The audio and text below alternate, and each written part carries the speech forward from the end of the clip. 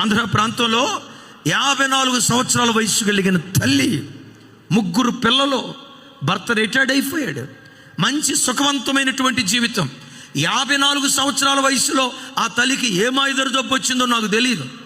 34 సంవత్సరాల యవనస్తుడితో తప్పుడు త్రోవలకు వెళ్ళిపోయింది. పాప ఈ పిచ్చి జనానికి తెలియదు. ఏమనుకుంటారో తెలుసా? ఏదో అల్పకాలపు సుఖభోగం కోసం నేను పరిగెత్తుతున్నా, జస్ట్ సంతోషం కొరకు పరిగెత్తుతున్నా అని మనిషి అనుకుంటాడు. కానీ వాక్యం ఏమంటుందో తెలుసా? దుష్కార్యం సింహం లాంటిది.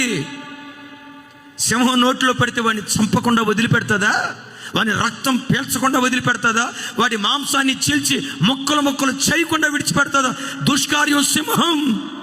యవన బిడ్డలారా జాగ్రత్త, యవన చెల్లిలారా జాగ్రత్త. దుష్కార్యం సింహం లాంటిది. 34 సంవత్సరాల చిన్న పిల్లోడితో, కొడుకు వయసు, తప్పుడు త్రోవలకు వెళ్ళిపోయింది. ఒకరోజు టైలర్ దగ్గరికి వెళ్తున్నానని భర్తకు చెప్పి వచ్చేసింది.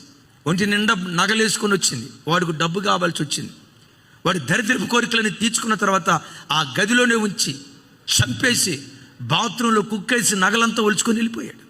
ఏమైపోయింది భార్య అని 60 సంవత్సరాల ముసలాయన వీధి తిరుగుతూ ఉంటే అదిగో అక్కడ స్కూటర్ ఉంది. అరే నా భార్య స్కూటర్ ఏంటో ఇక్కడ ఉంటాం అని చెప్పి మొత్తం ఇల్లు వెతికితే ఒక ఇంటికి తాళం వేస్తుంది.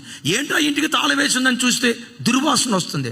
లోపలికి వెళ్ళి చూస్తే 30 సంవత్సరాలు కాపురం చేసిన భార్య, తనతో కాపురం చేసిన భార్య ఒంటి మీద నూలు పోగు లేకుండా ఆ బాత్రూంలో రక్తపు మడుగులు చచ్చిపోయింది. నేనంట, భర్త బ్రతికాడనే పేరే కానీ బ్రతికుండి క్షణక్షణం చూస్తూ బ్రతుకుతాడు. త్రాగుడు దుష్కార్యం సింహం లాంటిది. అక్రమ సంబంధాలు దుష్కార్యం సింహం లాంటిది. బెట్టింగ్ దుష్కార్యం సింహం లాంటిది. పేకాట దుష్కార్యం సింహం లాంటిది. దేవుని వాక్యానికి భిన్నంగా ప్రవర్తించే ప్రతి నడక దుష్కార్యం సింహం లాంటిది. దుష్కార్యం చేతిలో పడ్డావా, సాక్షాత్తు సింహం చేతిలో పడ్డావు అన్న సంగతి గ్రహించు. ఈరోజు చాలా మందికి తెలియని విషయం ఏంటంటే, పాపం సింహం లాంటిది. సింహం చేతిలో పడి కుటుంబాలు వినాశనం అయిపోతున్నాయి. మీలో ఎవరైనా సింహం చేతిలో పడ్డారా? ఈ వాక్యం వింటుండగా పశ్చాత్తాపడి, ప్రభువా నన్ను క్షమించు.